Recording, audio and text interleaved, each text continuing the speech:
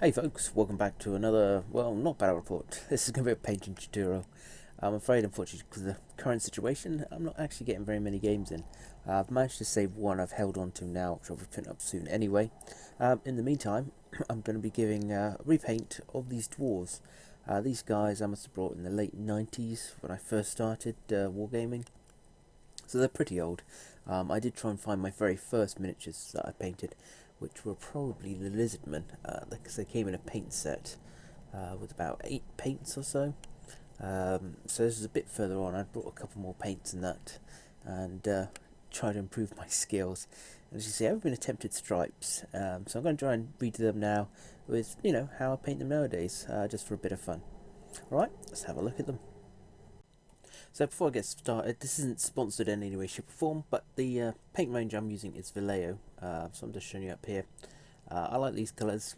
They pretty much remind me of the early paints colours that I used to get, the Goblin Greens, Blood Red, that kind of thing. All the colours I remember using, and I don't know, the last 10 years or so, I've definitely moved over to them. I did Army Painter for a while after using Games Workshop prices tend to shoot up with all their paints and stuff. Nowadays, I don't even recognise half the colours or their names. So as I say, I've gone to Vallejo now, so all these will be done with Vallejo. And just to let you know, because some people ask, where do I get them from? I get mine from here, S&M Stuff. This is in the UK, by the way. These guys are really good, reliable, and that's where I get them from. So just to let you know, so you know where I am. Alright. So to start with, I've just started with a black undercoat. For me, I've used black with a pinch of PVA and watered down. And that's what I used in my base coat. To strip the models down originally, I used methylated spirits.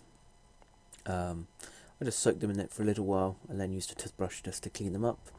I find this is better than Dettol now, though it can be a bit more work sometimes. The MDF bases is from War Bases UK. As I prefer the MDF bases nowadays. They're not quite so thick and they're cheaper than the plastic.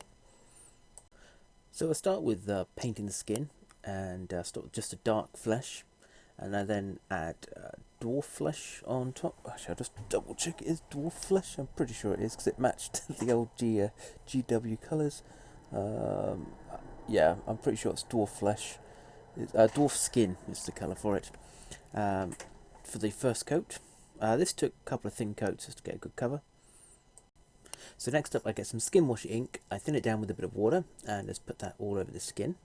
When that dries, I actually do the eyes next, on traditional, just a bit of black and then 2 dots of white.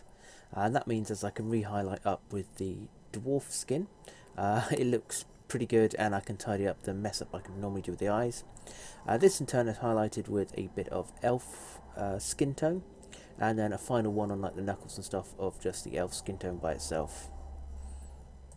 Next up I do the blue, and I do one of each, so I do a hood on one and the actual jerkin itself on the other, and I start with a night blue.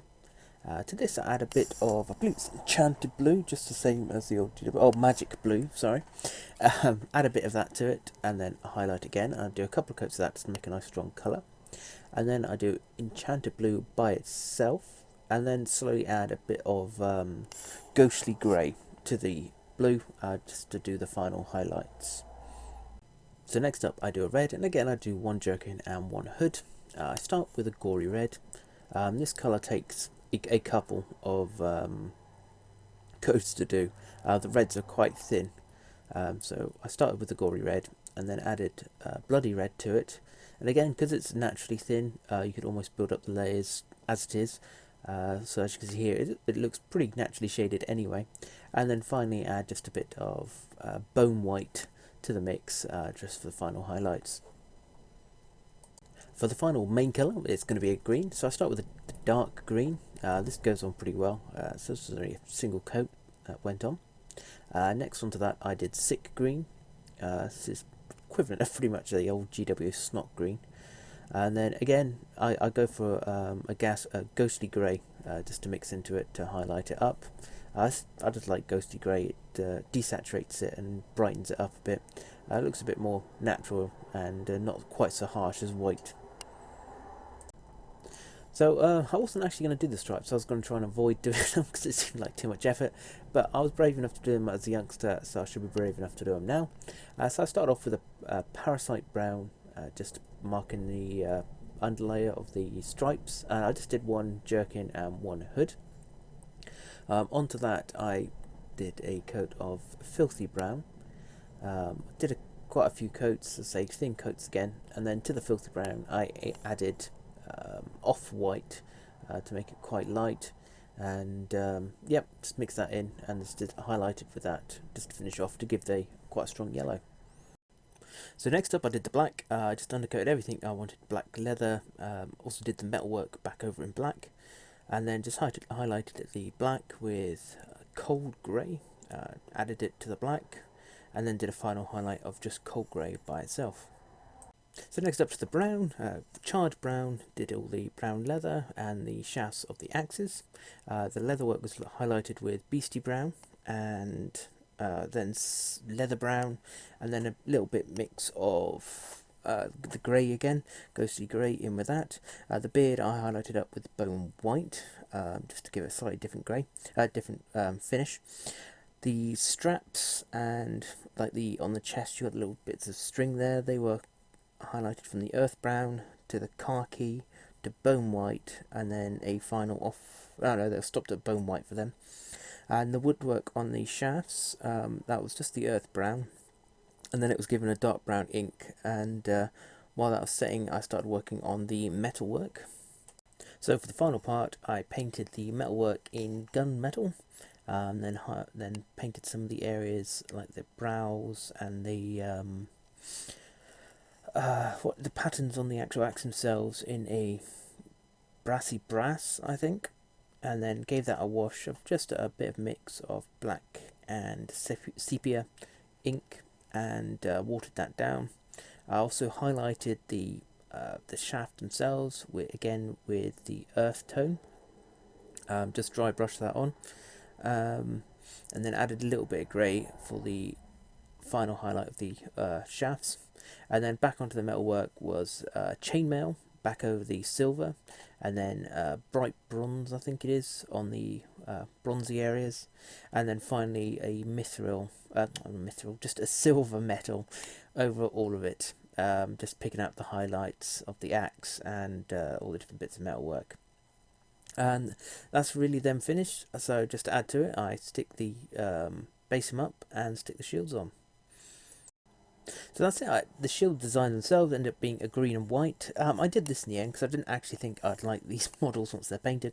I mean, they're old single piece, well, two piece thanks to the shield, but single piece dwarfs from 5th edition, I believe. And I thought, they're not going to be that. I actually painted them, and I'm really happy with them. I think I'm actually going to get a few more, and I'm going to stick them in my Dogs of War army, which is green and white. So the shields I painted green and white, so at least even if they're all painted separately, because they're all supposed to be wandering dwarves, they'll have a part of them, obviously, that will unite them with the rest of the Dogs of War army, again along with the bases. Just if you're interested for the bases, all I do is use filler, so I cover the base in filler, so it's got a nice ripple, and then it's just like a dark brown, ochre brown, and a bone white. I don't actually use proper miniature paints for that. I use Pabeo acrylics because you get them in big tubs. For basing, I don't want to be going through all my nice fine paints for that, and I find they're perfect for that. And again, the bases are black edged and black underneath. I do several coats of paint, especially on the black, to make sure it's nice and solid to protect the MDF. The models themselves also had a matte varnish, and the base, before I flock it with, I just see normal sawdust flock there, I actually paint it in PVA right over, underneath, and all round to seal in the MDF all fine, and then I do a top coat of flock and PVA'd. I dip a PVA, flock it, and then I actually use my brush and put PVA back over the flock, and it just makes it nice and solid. Makes a good game piece. So that's how they turned out. I'm really happy with they are. It's only, 21 years difference in painting, and I think I have improved somewhat. And I'll just leave you with a few pictures. Thanks for watching, guys, and I hope you're all staying safe, and I shall see you soon. Take care. Bye.